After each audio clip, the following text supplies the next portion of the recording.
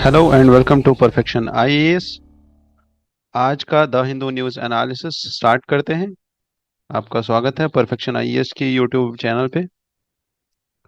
आज के न्यूज़पेपर में काफ़ी ज़्यादा इंपॉर्टेंट टॉपिक्स आए थे। ये जो आपके सामने इंपॉर्टेंट टॉपिक्स दिख रहे हैं, फ्रॉम GS 2, GS 3, GS 4, और यू कैन सी दी चंद्रयान का जो स्नैपशॉट डाला है आज द हिंदू ने। This snapshot also was shared to you via our social media platforms। ये जो आप पहला स्लाइड इस पीपीटी का देख रहे हैं, दी इम्पोर्टेंट न्यूज़ जो आपको पढ़नी चाहिए द हिंदू न्यूज़पेपर से, ये आपको मॉर्निंग में हमारे सोशल मीडिया प्लेटफॉर्म से मिल जाता है। प्लस अगर आपके पास ये नहीं है अभी तक आता, अगर आपके पास आज तक ये नहीं आया है, तो then I will request you that you please send a message on this number जो यहाँ पे दिया गया है, number this 9031036712।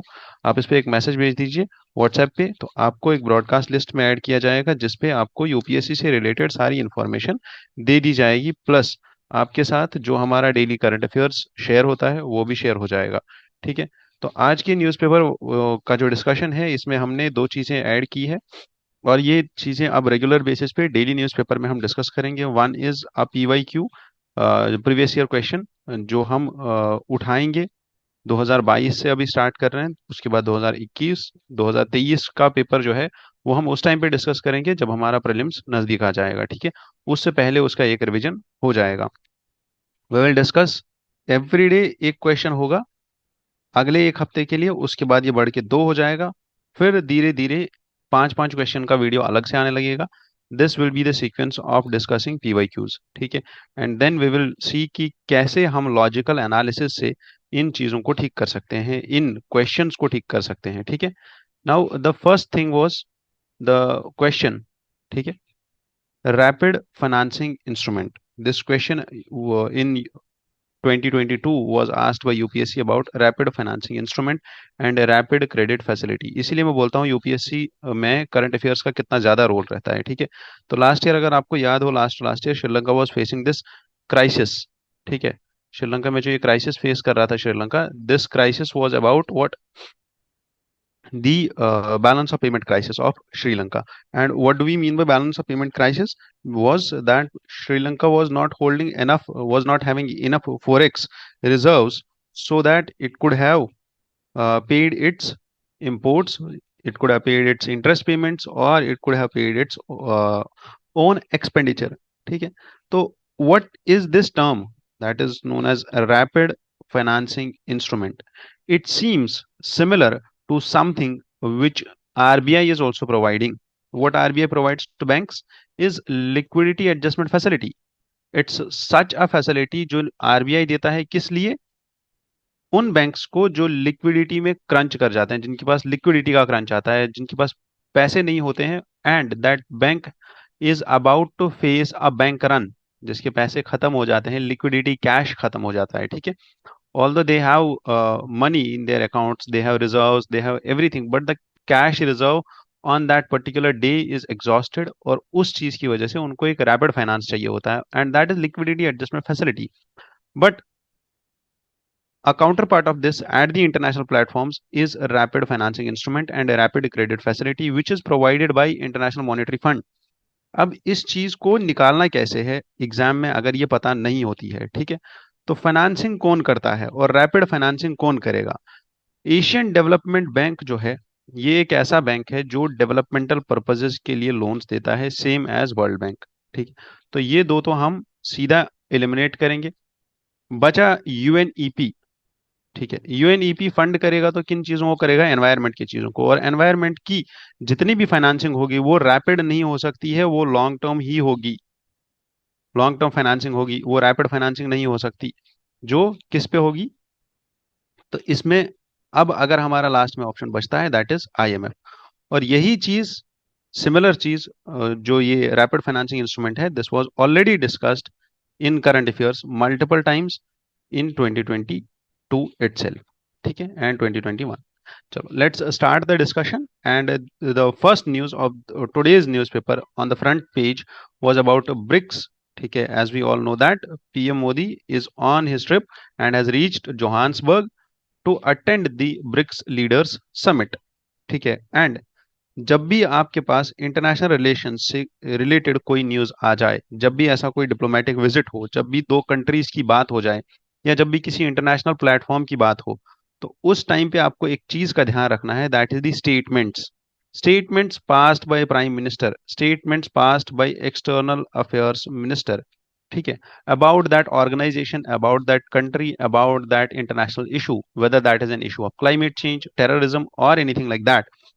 Once you quote these statements in your means answers, your mean answer or your means marks get a jump, और आपको जो marks मिलते हैं उस टाइम पे, वो बाकी बच्चों के कंपैरिजन में आपको बहुत ज्यादा मार्क्स मिल सकते हैं। Like you can get an 1 extra mark, 2 extra marks, and this will lead you to secure a better rank in the rank list।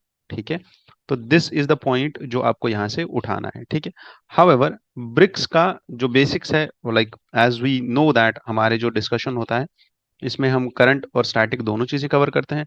तो ब्रिक्स का basics, what is basics of BRICS? BRICS is a it's not an organization, it's a platform, an annual summit of developing countries which comprise of 41. These are the largest developing countries. It comprises of 41% of the global population, and it comprises of 24% of global GDP। ठीक है, also 16% of the global trade. ये आपका हो जाएगा introduction जब आपकी बात आएगी किसकी, ब्रिक्स की। ठीक है, what is the significance of BRICS, how is BRICS on its revival, and how can BRICS be a revival for UN or the post Second World War order institutions? As we discussed in yesterday's जो हमने कल editorial discuss किया था, जो happy मोन Jacob ने लिखा था एडिटोरियल, जो उनका एडिटोरियल आया था, लीड एडिटोरियल, जो कल के न्यूज़पेपर में हमने डिस्कस किया था, which provided a comparison between the BRICS platform and the platforms which were set up earlier in the post-COVID world order, this post-Second World War world order। ठीक है, तो नाउ द थिंग इज कि BRICS के बारे में और क्या चीजें हैं। BRICS does not exist in any organisational form, it's an annual summit. ठीक है, BRICS is an annual summit between the supreme leaders of 5 nations, and the chairmanship of the forum is rotated annually as per the acronym. पहले Brazil की, फिर Russia, India, China, South Africa, ऐसे ही हर साल जो है इसका चेयरमैनशिप चेंज होता रहता है। It's just an annual summit, ये चीज याद रखनी है। BRICS cooperation in the past decade has expanded to include an annual program of over 100 sectoral meetings। There are different sectoral meetings जो BRICS के अंदर होती है। Plus there are already proposals and requests by more than 40 nations for expansion of this BRICS platform। ठीक है, BRICS से related और थोड़े से पॉइंट्स आपको याद रखने होंगे। When was BRICS established? Prelims के लिए 2009। What's the headquarter of BRICS? Shanghai। ठीक है, and the term BRIC was coined by Jim O'Neill in 2001, in 2001। And the share of BRICS we saw 41%, 24% and 16%, and BRICS is expected to make around 35% of global economy by 2028। Done। Then the chairmanship of BRICS is rotating as per the acronyms। अब BRICS के अंदर कुछ initiatives है जो आपको याद रखने हैं। These initiatives are, first is new development bank, second is contingent reserve arrangement. ठीक है, third is BRICS payment system, fourth is customs agreement, and fifth is remote sensing satellites। These are the initiatives which are taken by under the horizons of BRICS। and there is one more new initiative to be under planning process. और ये जो नया initiative है जो अभी planning process में ही चल रहा है, that is developing a new currency system, and this will be a major breakthrough in de-dollarization. ठीक है, तो that is the importance of BRICS and that is the significance of BRICS. And for world order also, India has been playing a leadership role in the BRICS platform. और इस time पे India का active role BRICS platform पे is a major breakthrough for India's leadership at global level. Done. इसके बाद let's move to the next news. And the next news is from the Chandrayaan itself and NASA ESA supporting the ISRO during the moon landing. अभी अगर आप देखो तो यही एक चीज ऐसा है, ठीक है, ये न्यूज यहाँ पे है. और यहाँ पे अगर आप इस न्यूज को समझना चाहते हो तो फर्स्ट ऑफ ऑल प्रीलिम्स के लिए तो आपका एस्ट्रैक इंपॉर्टेंट हो जाता है. What is this ESTRACK? ESTRACK is an network consisting of ground based satellite system और ground based space tracking stations which is operationalised by European space agency. और ये कहाँ पे ऑपरेशनलाइज है? जर्मनी में. इसके 7 से ज्यादा ग्राउंड स्टेशन है और वो ground station different different regions में लोकेटेड है, डिफरेंट डिफरेंट कंट्रीज में लोकेटेड है. और वहां से सिग्नल्स, वहां से कॉन्टिन्यूअस जो है कांटेक्ट बना हुआ था किसके साथ? जो हमारा चंद्रयान जो लैंडर रोवर है, मतलब जो हमारा प्रोपल्शन मॉड्यूल है, पूरे प्रोपल्शन मॉड्यूल के साथ कांटेक्ट रहता है. हाउएवर प्रोपल्शन मॉड्यूल सेपरेट होने के बाद जो हमारा लैंडर और rover Pragyan and Vikram while descending the contact is still being made. और वहां पे ये इस चीज का इंपॉर्टेंस अगर समझना है तो आपको समझना होगा ल्यूना 25 को. ठीक है, what was the reason behind this Luna 25? इसका क्रैश क्यों हुआ? बेसिक रीजन क्या था? बेसिक रीजन ये था that the Russian space agency was not in a condition to make a contact with its satellite. क्या मतलब है इस चीज का? चूंकि अगर आपको याद हो तो रशिया के ऊपर ऑलरेडी सैंक्शंस लगे हुए हैं. और सैंक्शंस लगे हुए हैं तो उससे क्या हुआ? सैंक्शंस लगे हुए तो दिस सैटेलाइट और the mission was not able to have direct communication 24/7. क्यों नहीं था डायरेक्ट कम्युनिकेशन? क्योंकि रशिया को हेल्प कर रहा था कोई नहीं जब ये मिशन जा रहा था. इट मींस रशिया की जो ग्राउंड बेस्ड ऑब्जर्वेटरीज थी, कहाँ पे? 2 उसकी रशिया में है और एक उसकी क्राइमिया में है. अब ये जो ऑब्जर्वेटरीज है यहाँ से बस यही 3 ऑब्जर्वेटरीज से, यहाँ ये जो 3 ग्राउंड स्टेशन है यहीं से कांटेक्ट बना हुआ था ल्यूना 25 के साथ. और ये कांटेक्ट लॉस हो जाता है तब when moon is not directly over Russia. अब जितना ये लैंडस्केप कवर करेगा ये ग्राउंड स्टेशन, उसी लैंडस्केप पे तो के ऊपर जब तक मून रहेगा तभी तक कांटेक्ट बना रहेगा, उसके बाद कांटेक्ट नहीं रहेगा. इसीलिए we need support of NASA and European space agency for successful missions to happen. That is why ground stations of NASA and ESA have been helping and supporting Chandrayaan 3 since the time of its launch. और इसीलिए important हो जाता है यहाँ पे ये चीज that space development पे इंटरनेशनल रिलेशंस या international collaboration is much more important when it comes to space. ठीक है, तो ऐसे लिंक करना होता है टॉपिक्स को आपस में. और अगर आपको याद हो तो हमने कल ही ल्यूना 25 के बारे में पढ़ा था और यही चीजें जो यहाँ पे हमने पढ़ी थी सारी यही चीजें यहाँ पे आज एक्सप्लेन सेक्शन में आई है.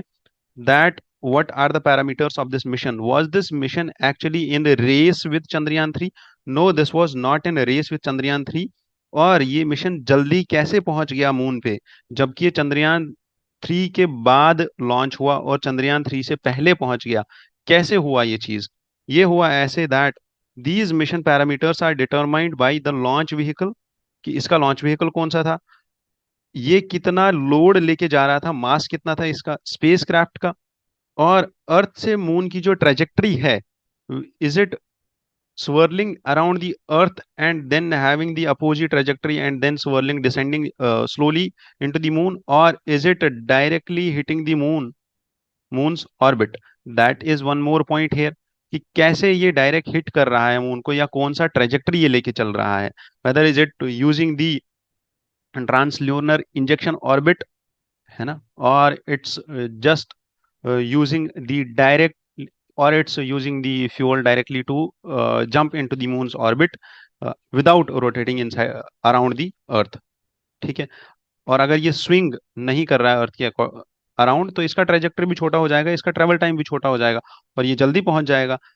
The one more point is कि सनलाइट की अवेलेबिलिटी मून के ऊपर, या जितना भी इस सैटेलाइट का ट्रेजेक्टरी है, उस ट्रेजेक्टरी में या मून पे कितना टाइम पीरियड होगा जिसमें सनलाइट की अवेलेबिलिटी होगी. सनलाइट अवेलेबल रहेगा, ये जो सैटेलाइट होगा, ये जो मिशन होगा ल्यूना 25, इसका जो टोटल टाइम पीरियड था was around 14 earth days.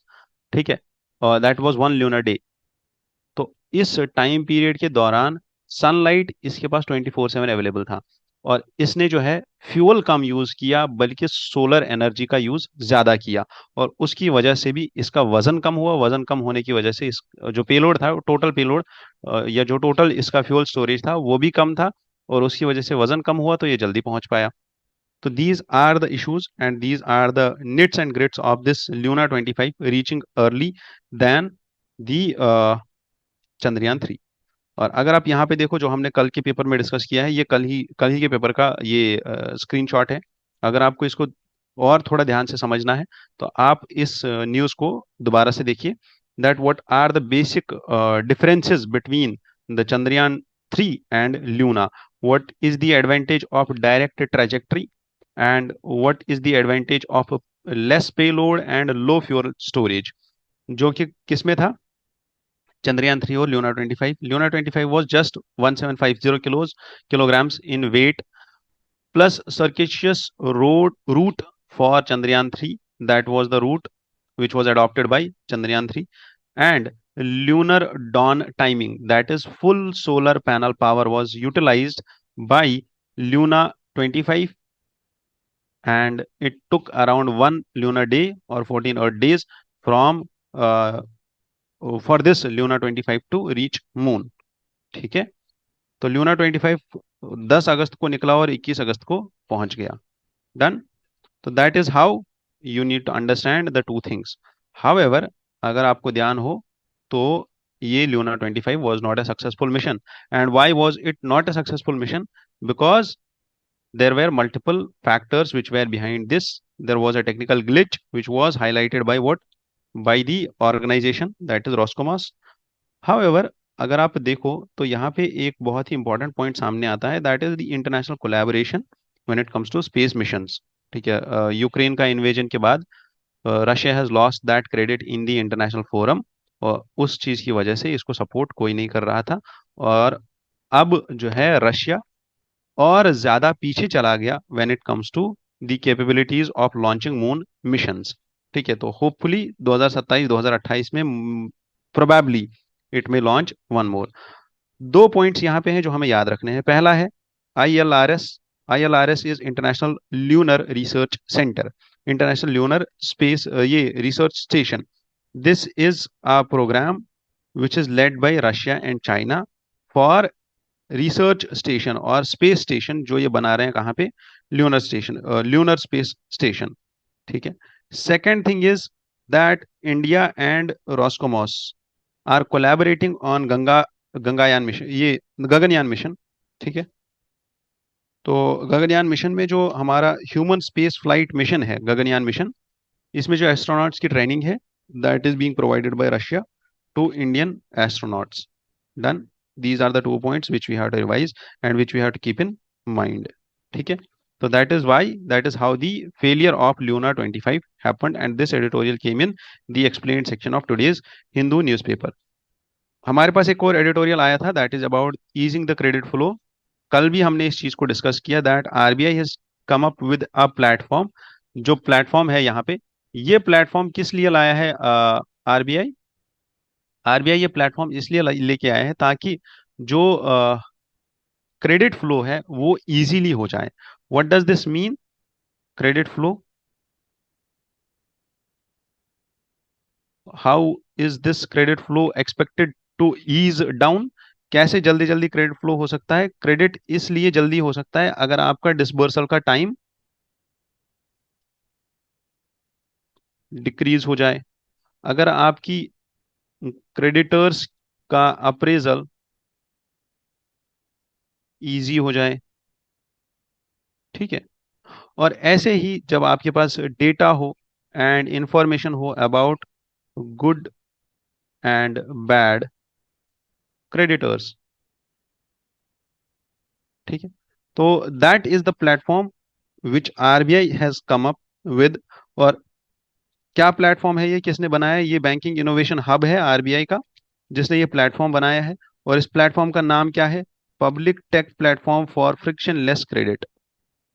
public tech platform for frictionless credit. And this platform will provide ease of flow of credit for small and marginal borrowers. और कैसे ये होगा? और स्मॉल एंड मार्जिनल बोरोवर्स के लिए ही क्यों है ये? Because these borrowers are facing difficulties when it comes to application of loans, when it comes to credit applications. जब भी ये बैंक पे जाते हैं तो इनके पास सबसे पहली चीज होती है क्रेडिबिलिटी नहीं होती है, दूसरा इनके पास सस्टेन्ड एक सोर्स ऑफ रेवेन्यू नहीं होता है, और ये सब चीजें हैम्पर करती है इनके क्रेडिट स्कोर को। इसीलिए आरबीआई एक ऐसी चीज लेके आया है जिसका नाम है open architecture, open application platform और programming interface. This will be based on API. ये जो प्लेटफॉर्म है ये एपीआई बेस्ड प्लेटफॉर्म होगा, और ये जो इंटरफेस होगा, इस इंटरफेस पे रजिस्टर करेंगे सारे state and central government, credit information companies, digital identity authorities for lenders, plus इस पे farmers, MSMEs, credit providers and credit जो बोरोवर्स है, हर एक इस पे रजिस्टर करेगा। और रजिस्टर करने के बाद जिसको क्रेडिट चाहिए होगा, जिसको लोन चाहिए होगा, you can get that loan without paper. This will be a paperless process.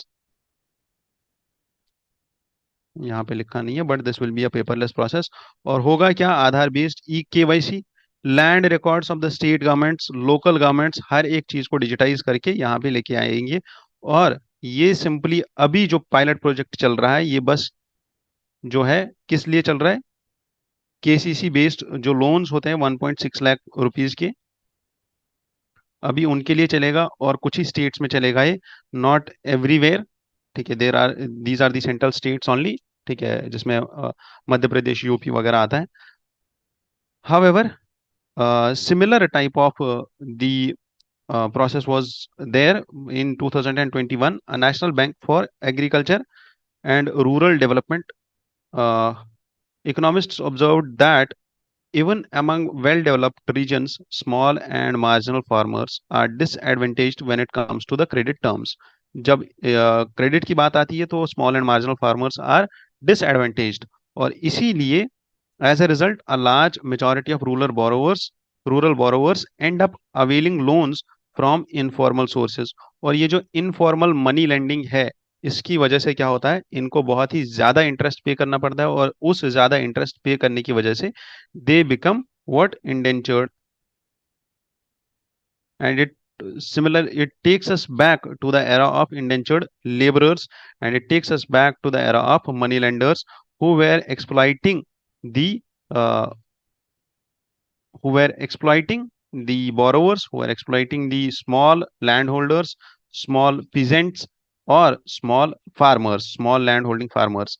और यही एक चीज है जिसको खत्म करने के लिए we need such kind of public technology platform for frictionless credit. Done. Then comes the editorial section, और editorial section में ही explained section में एक और article आया था about the biodiversity of the north east. North east की biodiversity को preserve करना है, प्रोटेक्ट करना है, and this will help us in achieving a $10 trillion economy bye 2030। और कैसे होगा ये? एक्चुअली में ये केस है उमाइम लेक का। उमाइम लेक कहाँ है? मेघालय में है। हुमायूं लेक मेघालय में है, ये पॉइंट याद रखना है प्रीलिम्स के लिए। अब प्रॉब्लम क्या आ रही है protecting the biodiversity? Is that the infrastructure and the developmental projects जो नॉर्थ ईस्ट में चल रहे हैं, उन डेवलपमेंटल प्रोजेक्ट्स की वजह से वहाँ का इकोलॉजी जो है डिस्टर्ब हो जाता है।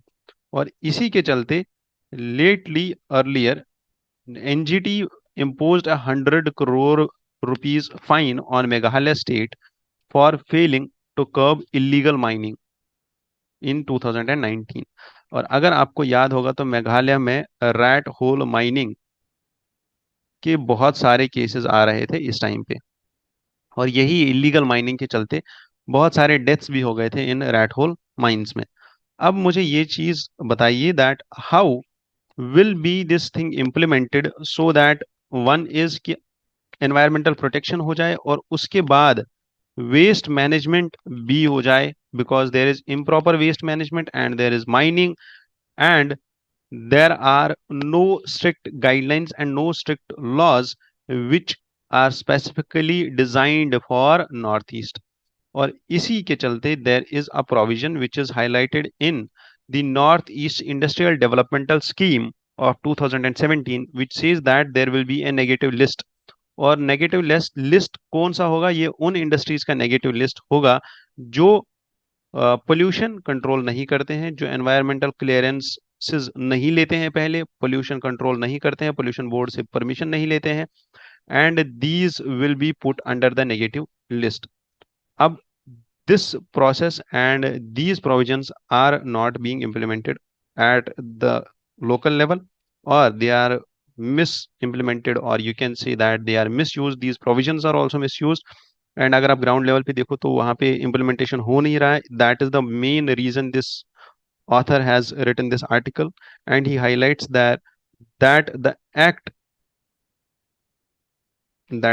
act fast for northeast policy should not only include trade and commerce but should also include preservation of environment and ecology। तो जो ये अभी पॉलिसी है फॉर नॉर्थ ईस्ट, जो भी हमारे पॉलिसी मेकर्स पॉलिसी बना रहे हैं for north east, they should take care of what? They should take care of not only trade and commerce but also preservation of environment and ecology, plus they should also keep in mind that this policy will be worth pursuing for only and only if they take care of environmental conservation and environmental preservation। ठीक है? As the fragile nature of Northeast was highlighted by a committee or by the environmental assessment report by Northeast Rural Livelihood Project NERLP, and this project highlighted that Northeast जो है, it lies within ecologically fragile, biologically rich and highly prone to climate change, as this is located in transboundary river basins, and there is diversity of flora and fauna in these areas which is under threat due to deforestation, mining, quarrying and shifting cultivation। तो ये कुछ issues हैं जो highlight हुए थे NERLP में। These are the issues of Northeast, and that is why the conservation and protection of biodiversity becomes pertinent when it comes to Northeast। समझ में आ गया? चलिए आगे। यहाँ पे एक ऐसी चीज आई है that the onion prices which are going high, और अनियन जो है ज्यादा प्राइस खा रहा है अभी, और अनियन का भाव बढ़ रहा है, और भाव बढ़ने के कारण अब जो फार्मर्स है they are selling it faster, और when they are selling it faster, central this state government has imposed a 40% duty on onion exports. अब अगर 40% ड्यूटी लगा दी अनियन एक्सपोर्ट्स पे, why we are imposing this duty? Because we want to ensure that कि India में जो है shortage ना हो जाए, किस चीज की? अनियन की शॉर्टेज ना हो जाए। और ये क्या होगा, हम क्या करेंगे अगर ये एक्सपोर्ट नहीं करने दे रहे हैं हम, तो उससे क्या होगा? एक्सपोर्ट नहीं होगा तो प्राइसेस नीचे चली जाएंगे, प्राइसेस नीचे जाएंगे तो हमें प्राइस को सपोर्ट भी तो करना होगा। तो प्राइस सपोर्ट के लिए central government has come up with NCF and NAFED procuring onions at a historically highest price, that is 2410 rupees per quintal। तो इतना ज्यादा price, and this and the minister has added this thing that they will also sell the produce at subsidized rates। तो खरीदा महंगे में और बेचेंगे सस्ते में, क्यों? Because we want to maintain the balance price fluctuation stability, जो प्राइसेस है, इन्फ्लेशन है, वहां पे फ्लक्चुएशन नहीं होना चाहिए। ठीक है। So now what is this onion price, what is NCCF and what is NAFED? We will have a broad outlook और हम बस prelims pointers यहाँ पे लिखेंगे NCCF और NAFED के। What is NCCF? This is an organization, this is a cooperative society and the full form is National Cooperative Consumers Federation of India, and this was established in 1965 as an apex body of consumer cooperatives in country, and this promotes what? This promotes consumer cooperative movement in the country.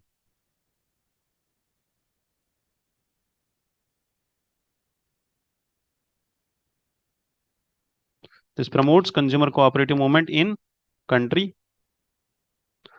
Plus, this organization is registered under multi-state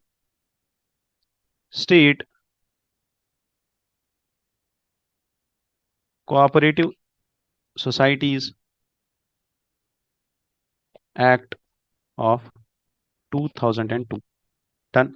And this functions under the Ministry of Consumer Affairs, Food and Public Distribution.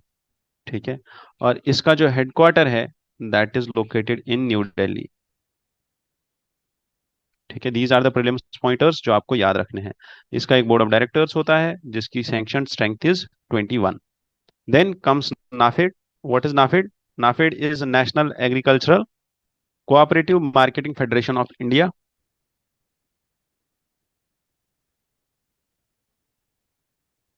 National agricultural cooperative marketing federation of India, and the NAFED was established in 1958 and this NAFED is registered under same multi-state cooperative societies act, and the objective of this NAFED is to promote cooperative marketing of agriculture, plus the agricultural farmers are the main members of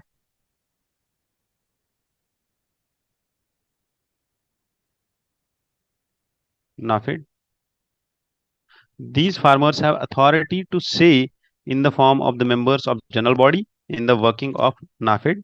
ठीक है। Farmers का यहाँ पे point सुना जाता है जब general body meeting होती है। ठीक है। Then what are its objectives? Objectives are simply to organize the consultancy work and to implement processing and packaging, manufacturing of agricultural products, and then collaboration with other organizations to promote agriculture. And yeah, that's it. Okay. Yes, that's all about NAFED. Okay. This also provides training to its employees and all. And this is an initiative in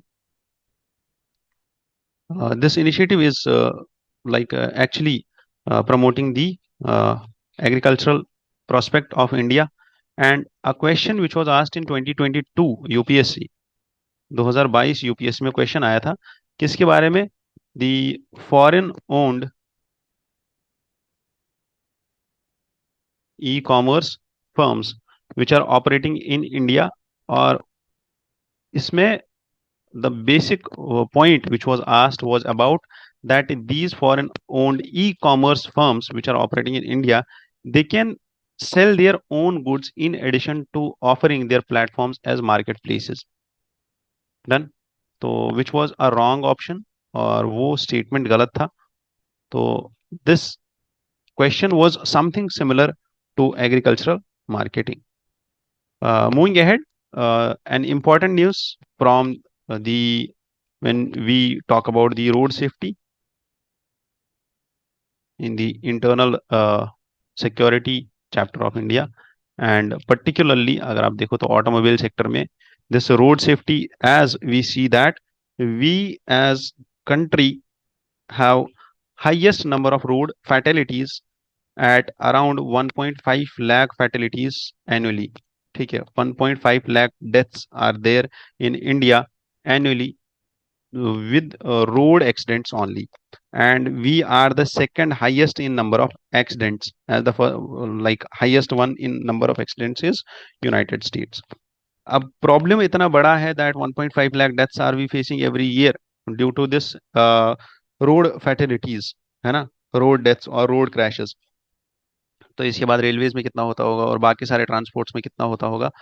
तो now India came up with this plan that is Bharat, we call it Bharat New Car Assessment Program, Bharat NCAP. This is modeled on the global new car assessment program. And what is this car assessment program all about? This is about checking the uh, checking the prospects of car, checking the safety measures which are taken in every vehicle. ठीक है. So what will this BCAP do now? Bharat New Car Assessment Plan. This is a car safety assessment program which will provide 5-star rating to automobiles based on car crashes और based on car crash tests. ठीक है, तो ये point यहाँ पे important क्यों बनता है, क्योंकि सिमिलर 5-स्टार रेटिंग जब पहले आई थी इलेक्ट्रॉनिक इक्विपमेंट्स के लिए, तो क्वेश्चन आया था 2016 में और 2017 में about this five star rating in UPSC, that which are the equipments जिन पे 5-स्टार रेटिंग आपको मिलती है। उसमें क्वेश्चन में पूछा था about the this submersible pumps, about fans, refrigerators, and some more points were there. And that is how UPSC forms question. Or similar type of 5-star rating will be given here to the cars. ठीक है? And this Bharat new car assessment program will test the cars, and the testing of vehicles for this program will be carried out at a testing agency. और उस testing agency के बारे में यहाँ पे लिखा हुआ है जिसका नाम है Central Institute of Road Transport. This will be the coordination committee. And then what is the broad objective uh, of this safety plan or the assessment plan is to provide uh, basically what? First is consumer satisfaction. ठीक है. Why? Because the consumer will be knowing that which car is safe for them and which is not. And this is particularly indigenous plan or indigenous assessment test जो यहाँ पे बना हुआ है, which has taken care of India's roads, India's geography, India's like जितना भी यहाँ पे रोड्स में डाइवर्सिटी है, चाहे वो हिली रोड्स है, वो प्लेन रोड्स है, या फिर वो कोस्टल रोड्स है, तो हर एक चीज को ध्यान में रखते हुए ये चीजें, ये टेस्ट बनाया गया है। ठीक है, तो this is home grow. And what are the other features of this test? First is, ये जो टेस्ट होगा, ये this will check adult occupant protection, and this will check child occupant production, ये protection and safety assist technology. ठीक है, this will serve as a consumer centric platform, as I said,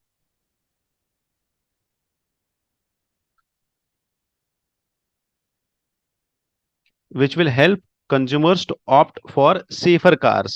ठीक है, और यहां से एक हेल्दी कंपटीशन स्टार्ट हो जाएगा किसमें? जितने भी कार इक्विपमेंट्स की मैन्युफैक्चरर्स है या कार मैन्युफैक्चरर्स है या ऑटोमोबाइल इंडस्ट्री है, उसमें एक कंपटीशन अब स्टार्ट होगा किसमें? सेफ्टी पर्पज से। ठीक है, अभी तक कंपटीशन किस पे होता था? माइलेज पे, कार की ड्यूरेबिलिटी पे, कार के चलने पे, कंफर्टेबिलिटी पे, but now the competition will start on the safety of the cars. ठीक है, so historically, the Indian vehicles have historically not been crash tested in the country.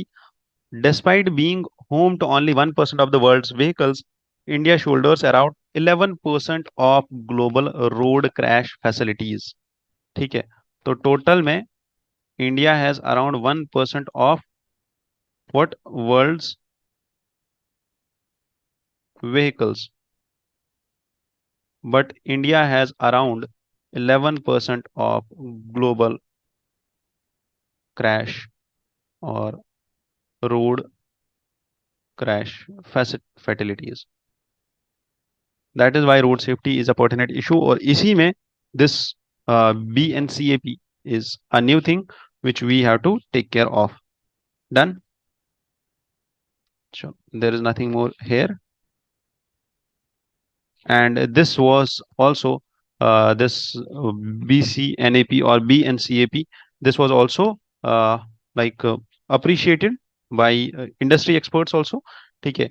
This industry expert Vikram Gulati, he is the country head and executive of Toyota Kirloskar Motors. So that is something which is actually appreciable in the industrial world also. ठीक है. और that's something which will actually help us. Now come to the UPSC means PYQ of 2022. 2022 में UPSC ने question पूछा था.